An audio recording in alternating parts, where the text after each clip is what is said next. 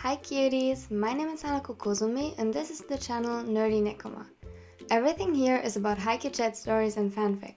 Thanks for joining us today. If you like this video, please consider subscribing and leaving a like.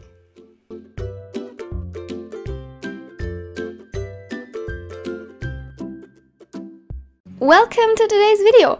I have never ever even heard of this ship, but it was requested by this amazing person and of course I'm going to do it. So yeah, let's figure this out together. I hope you like it. It's mostly fluff, a little bit of hard comfort because, you know, they're going to faint.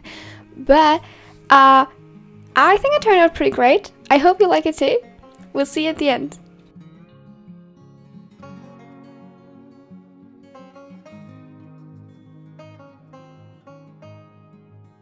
Kiami! Asamu, we are home! Hinata's excited voice echoed through the hallway as he practically jumped into the house, smiling widely. Suna appeared behind him just seconds later, carrying a bunch of grocery bags and being overall the calm and collected opposite to the hyper-energetic ball of sunshine that was his boyfriend. He was exhausted, but that didn't stop the fond smile tugging at the corners of his lips upon seeing the huge grin on the ginger's face. It was a lovely sight, and one of the reasons the ravenet had fallen for him. Don't you dare to go inside with your shoes on. We just cleaned that. Sakusa stopped Hinata just in time, who smiled at him apologetically and quickly took his shoes off. Sorry, Ami, I'm just excited to be back. You were gone for 1, maybe 2 hours. Sakusa tried to remain serious, but even with the mask, Suna knew that he had a hard time resisting the smaller. But it felt like forever. I want to spend as much time with you as I can after being gone for so long. He put on a concentrated expression while disinfecting his hands thoroughly, before slowly walking up to the other. It must have cost him all his self-control not to throw himself at the ace, but Hinata was very much aware of Sakusa's boundaries and respected them, even though it wasn't easy for him sometimes. May I? Such big words, Sho. Asamu chuckled, leaning against the doorframe. It was his turn to help clean the house, and just like Sakusa, he was wearing a mask to avoid inhaling too much of the fumes deriving from the cleaning supplies.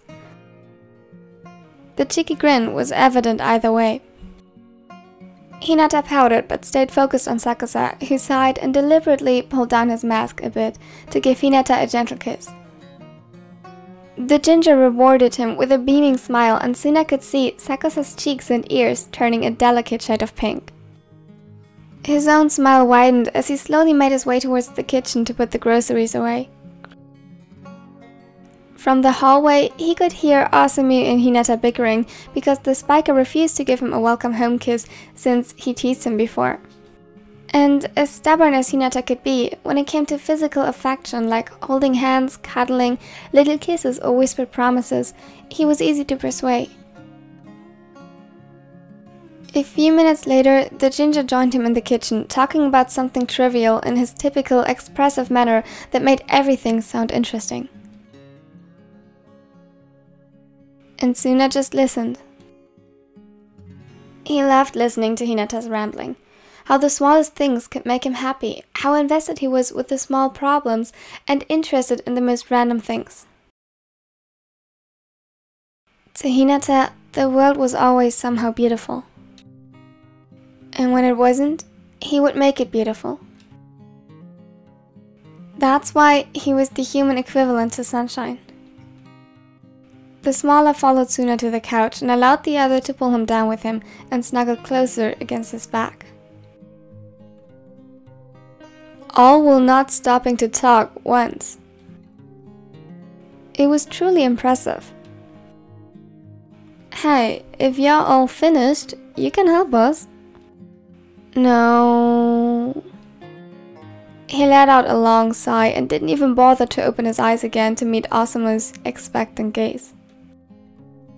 We did the grocery shopping, our part's done. Hinata giggled slightly against his chest. Come on, please. No, I need to recharge. Sho? He helps me recharge. Suna pulled the spiker closer to his chest, who let out another laugh. Sorry, Sammy, but it looks like I'm stuck.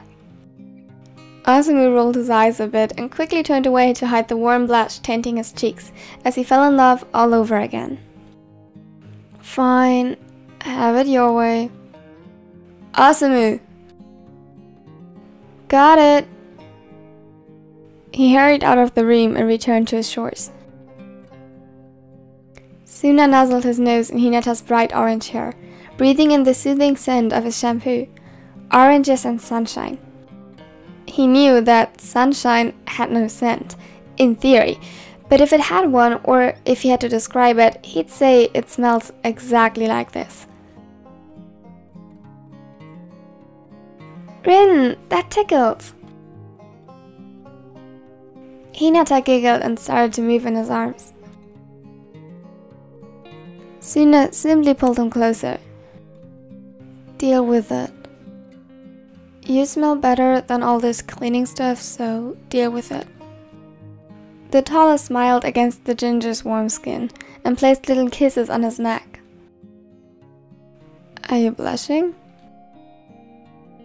Shut up! He crossed his arms and started sulking, as best as he could, was still laying in Suna's arms.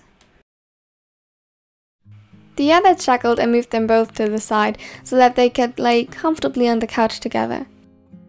Wait, but Rin, I'm not tired. His tone was almost pleading, which had Suna laughing again. Either take a nap with me or go cleaning. Hinata honestly seemed to think about it. Come on, stay with me, Sho. I need my plushie. Hinata huffed but leaned closer against Suna, and soon both of them were fast asleep. When Suna woke up, his eyelids felt heavy, and something like a buzzing sound echoed in his mind. He was breathing more heavily than usual, and his sight was blurry. The scent of the cleaning supplies, which before was merely uncomfortable, now sent waves of sharp pain through his body, specifically his head.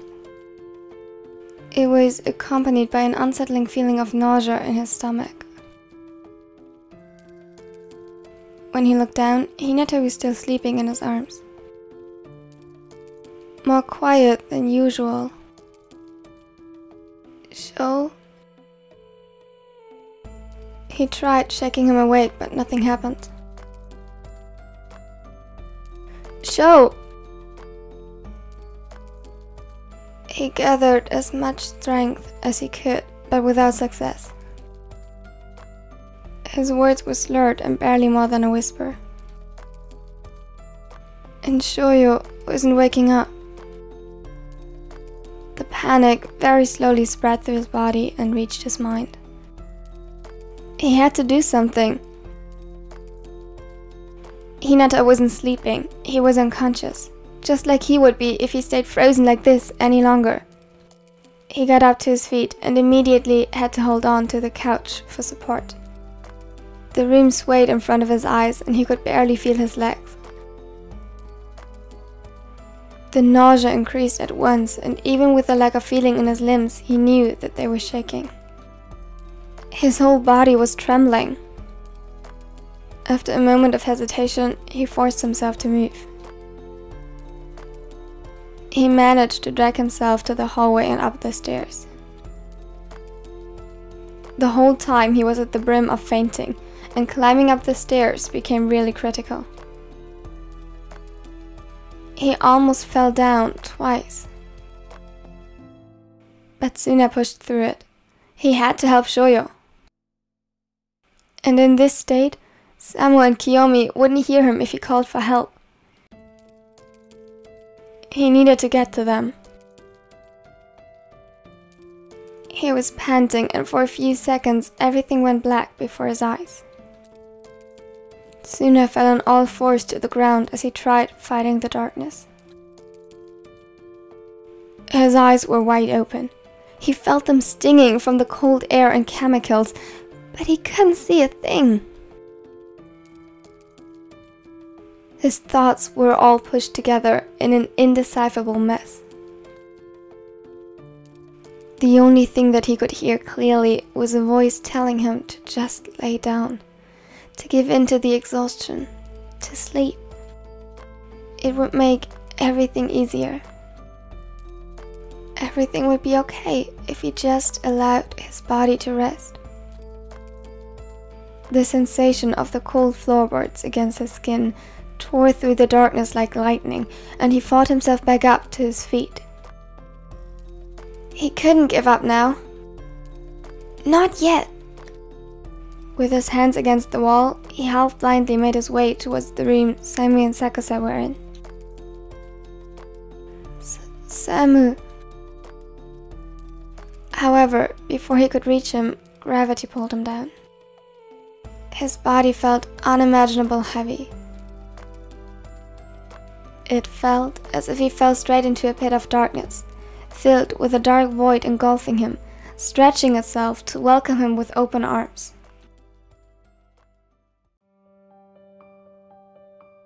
Osamu looked up from the shelf he had been cleaning for the past minutes. Sakusa was concentrated on cleaning the window. That was normal, but something felt off. It was too quiet. Kiyomi, do you think something is weird today? The Ravener turned around and gave him a skeptical look. Maybe the fact you stopped cleaning even though we are not finished? Osamu rolled his eyes. No, not that. He was interrupted by Suna, who suddenly slumped against the door frame with a low thud. Rin? The other was breathing heavily, and even from afar, Osamu could see him trembling. Samu. Before anyone could really react, his body fell over. Rin! Osamu dropped the things he was holding and sprinted towards Suna's limp body. Sakusa stood frozen by the window, unsure how to handle the situation. Is he okay?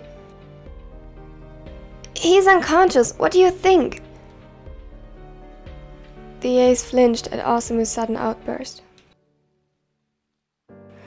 Come on, help me! Osamu looked at him pleadingly. His eyes widened in shock while he tried to wake Suna up.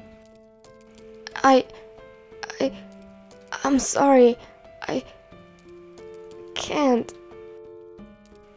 An immense amount of guilt overcame Sakusa, and he tried to force his legs to move, but they didn't so much as an inch. His hand clenched tightly around the cloth he was holding. Ami. But the taller couldn't do anything but watch as the silver-haired moved their boyfriend into the recovery position. Osamu was tense, and Sakusa felt awful just standing there. Could you at least check up on Hinata? He's most likely still downstairs. Sakusa! He snapped out of his thoughts. Osamu took a deep breath in an attempt to calm himself. I know this is hard for you. I will check on him. Just stay with Suna and open the windows. And don't take your mask off. The ace watched helplessly as Osamu left the room and sprinted to search for their boyfriend. It took a few more seconds before his body started to comply, and he hastily reached for the window to open it widely. Slowly and a little unsteady, he walked over to Suna. The other showed no sign of waking up, just laid there motionless. Sakusa gulped. He kneeled down at approximately half a meter of distance between them.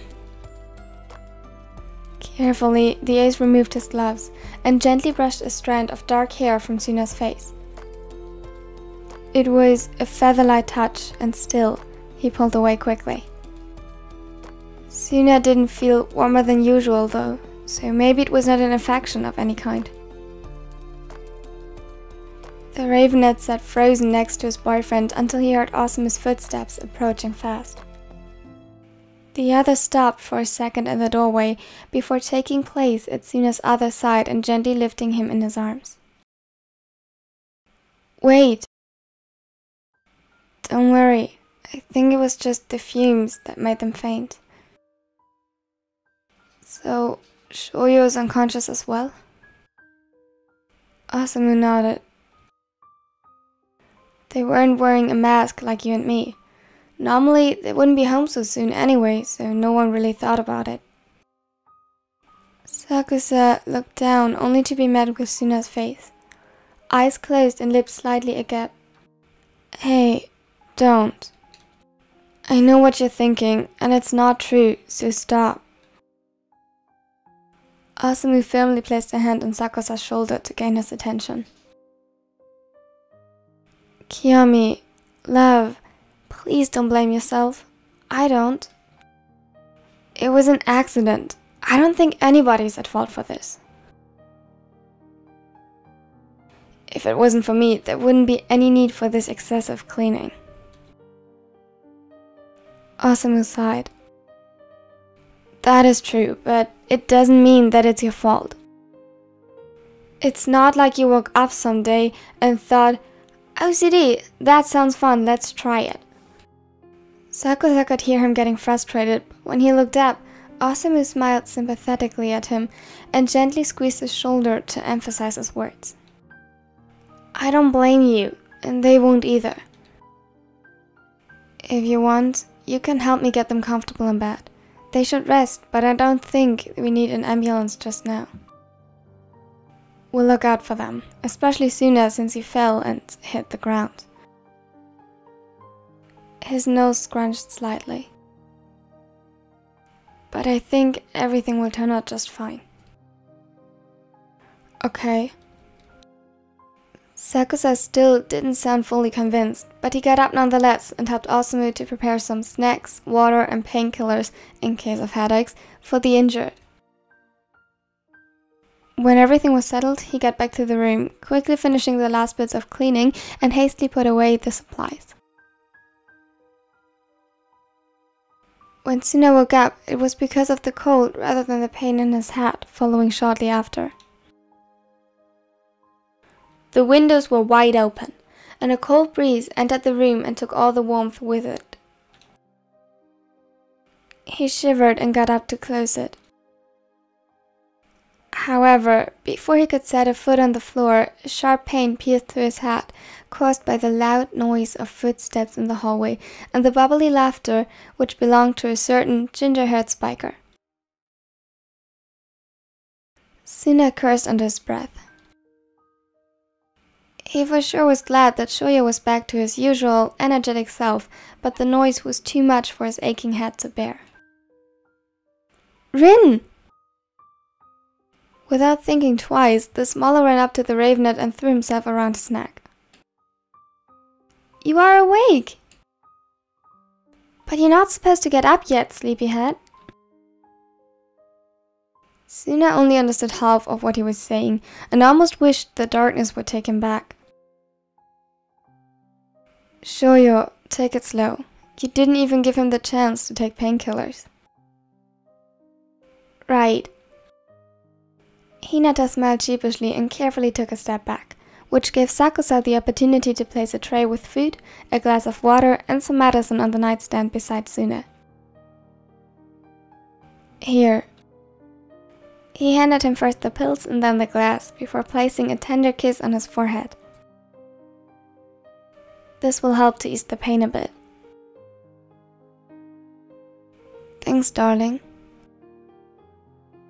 Even with his vision still a bit blurry, Suna could see the blush rising on Sakusa's cheeks. Where is Osamu? His eyes searched the room, and he almost expected the silver hair to walk through the door any second now. He's at the convenience store to get Shoyo's favorite snack to help him with his recovery. Hinata pouted at Sakusa's sarcastic tone, which had the other laughing. The taller leaned down to give him a conciliatory kiss on the lips. It took the ginger by surprise, but he adjusted quickly and pulled Sakusa closer. If you two are going to... would you mind taking the second bedroom? I am still trying to recover. He laid back down and snuggled closer into the sheets when another freezing breeze hit him. And could one of you please close the goddamn window? It's minus 100 degrees Celsius in here. The window closed. Suna had no idea who did it or if they actually left, as the sweet, sweet darkness lulled him back into a peaceful, dreamless sleep.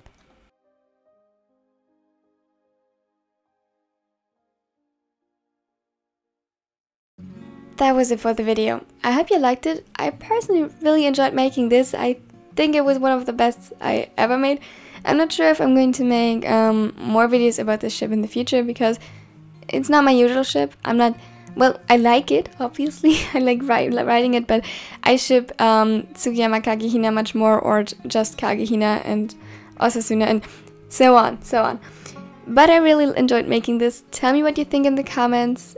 And if you have a request on your own, just leave a comment under the community post for requests. I would love to hear them, and as you see, some of them become actual videos. Now, have a wonderful day.